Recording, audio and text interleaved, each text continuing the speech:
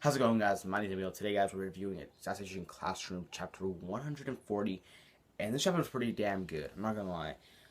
This was the last chapter for the pastime arc, which I believe it is, um, and it ended off pretty damn good.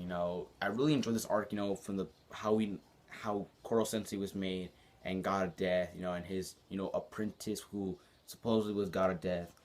And it actually, I actually enjoyed this arc, and it was fantastic. Um, but it's sad that has to end. But all good things have to come to an end at some point. Anyway, so the ending of this chapter was also pretty good too. I actually liked how it ended off with a little small cliffhanger. Not a big one. But it ended up pretty good. But before we talk about this ending, let's talk about the beginning and like the middle, and basically what this whole chapter was basically about. Anyway, it started off where Koro Sensei, or God of Death, we just call him God of Death for right now, was holding Agari, and she was basically, kind of like telling him, I know you kind of hate me right now because I basically saved you, and I know you're kind of pissed off right now because I'm dying already, but don't worry about it, it's okay. I did it because I love you, you're the precious thing to me right now in my life. And Koro Sensei's kind of feeling guilty. It's like, if I had like 10 seconds more and I noticed that trap, I would have, saved her. And like I said, he's kind of regretting it. And then he kind of realizes that, it was a good thing, that he, that she saved him, and actually touched him and, hugged him instead of, yelling at him. Because he knew he wasn't going to listen if she just yelled out, God of Death, But he kind of predicted the future, of what happens if she didn't stop him.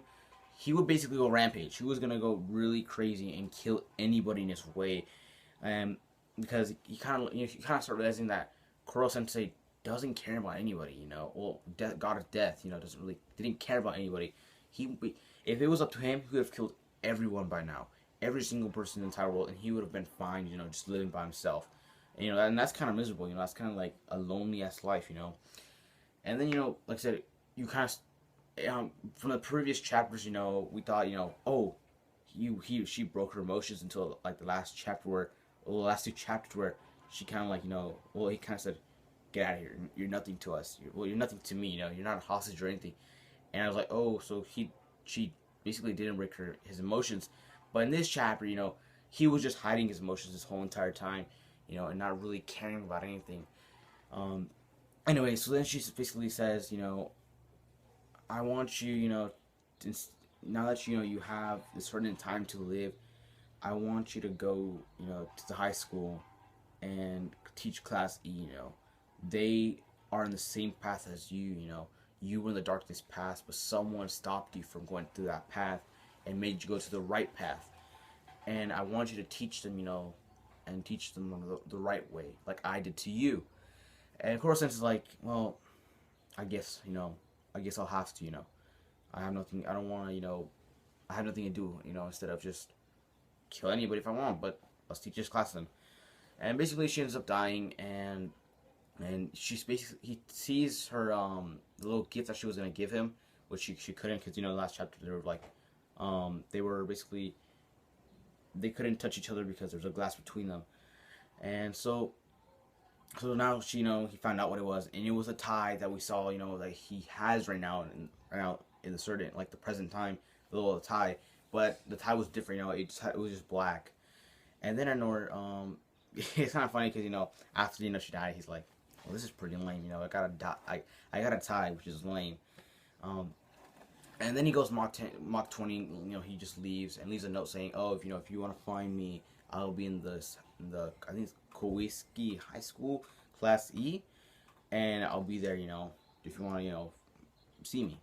And then, I don't know, he next day blasts off, and you see Akari over there in, like, a little, like, background, which, I wasn't kind of like, okay, that's not kind of, it doesn't make sense, but it's alright, I'll leave it in. I'm not gonna, blame anybody, it's okay, don't worry about it. And then, he leaves, and then he starts, like, kind of, like, sticking himself in the ground, just burying himself in the ground, and starting to change into, Koro Sensei.